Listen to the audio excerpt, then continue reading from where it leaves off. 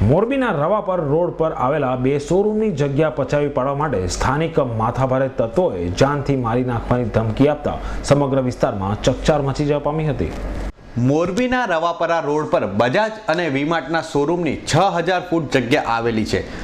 આ જમીન પોસ્ટ વિસ્તારમાં આવેલી હોવાના કારણે કિંમતો પણ ઘણી જ ઊંચી છે, જેથી આ જમીન પર મોરબીના કાલિકા પલટામાં રહેતો કુખ્યાત દાઉલો ઉર્ફે દાઉદની નજર બગડી હતી અને દાઉદ સહિત તેના અન્ય 3 સાગરીતોએ મળીને શોરૂમ માલિક મેહુલ કચોરિયાને જાનથી મારી નાખવાની ધમકી આપી હતી, જેથી બનાવ અંગે મેહુલ કચોરિયાએ પોલીસ ફરિયાદ નોંધાવતા ઉશ્કેરાયેલા દાઉદ અને તેના સાગરીતોએ તેમના ઘરમાં ઘૂસીને તોડફોડ કરતા ચકચાર મચી જવા પામી હતી। રવાપર રોડ ઉપર મારે ટુ વ્હીલર બજાજનો શોરૂમ છે। બજાજના શોરૂમે આજે સવારે 4 લોકો કે જે પાછળના વિસ્તારમાં દારૂ વેચે છે અને જેની માથે મિનિમમ 50 થી 100 ગુનાઓ છે। એકમાંનો એક વ્યક્તિ છે દાઉદ, જેને દાવલા તરીકે ઓળખાય છે। એ મારા જગ્યા મને કે આ જગ્યા મારી છે અને તમે મને આ જગ્યા ખાલી કરી દો।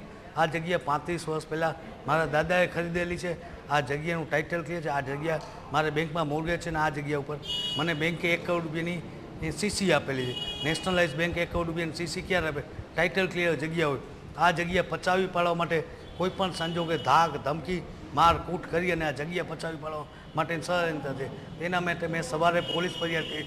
પોલીસ ફરિયાદ કર્યા પછી પણ સવારે 4 પોલીસ ફરિયાદ કર્યા પછી હમણાં અડધી કલાક પહેલાં 4 જણા બીજા હુમલો કરવા આવ્યા હતા અને કાચ ફોડી નાખ્યા। બાજુમાં મારો વીમાર્ટનો શોરૂમ છે, ત્યાં પણ કાચ ફોડી નાખ્યા। અને એટલી જ વારમાં નજીકમાં જિલ્લા પોલીસવાળા બારોટ ડીવાયએસપી એસપી સાહેબ નીકળતા એ લોકો ભાગી ગયા। એસપી સાહેબની હાજરીમાં જો આ વસ્તુ થાય અને વેપારી માટે આ નુકસાનકારક છે। ભાઈ કચોટિયા બજાજ શોરૂમ આવેલ છે, ત્યાં દાઉદ ઉર્ફે દાવલો તથા 3 અજાણી ઈસમો આવી જમીન બાબતે વાંધો પોકરી આ જમીન અમારી છે તેમ કહી જમીન મેળવવા હાટુ ધાક ધમકી આપી મારી નાખવાની કોશિશ કરી ભાગી ગયેલ છે।